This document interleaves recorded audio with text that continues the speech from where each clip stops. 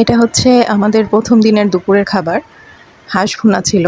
আমার ফ্রেন্ড যেহেতু কেটারিং বিজনেসের সাথেও জড়িত, তো ওর ক্যান্টিনে অর্ডার করে রেখেছিল অ্যাজ ও হচ্ছে স্কুলে ছিল তখন। আমি আসলে হাঁস খাই না, কিন্তু ওর জন্য আমি সেদিন হাঁসও খেয়েছি। বান্ধবী তাদের ক্যান্টিন থেকে নাস্তা অলরেডি পাঠিয়ে দিয়েছে, পরোটা। ওয়াও, ভাজিটা তো সেই হয়েছে। আর আমরা ডিম ভাজবো, চা বানাবো, তারপর রেডি হয়ে আবার বের হবো।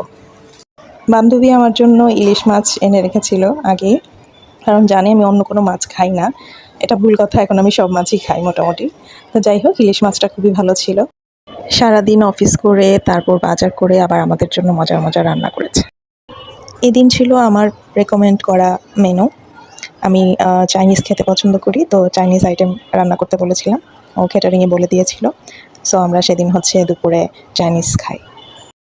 চাইনিজটাও আমার কাছে খুব ভালো লেগেছিল, আলহামদুলিল্লাহ।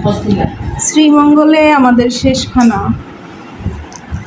মাছ ভাজি, ডাল, ঘন ডাল,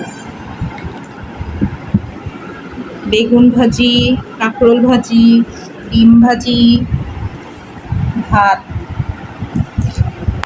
আমার বান্ধবীর আজকে পুরো শুক্রবারটাই মাটি, সারাদিন ধরে কাজ করছে, নিয়ে ঘুরছে, আর এখন এসে রান্না বান্না সব কিছু করলো। আমরা চলে যাব তাড়াতাড়ি।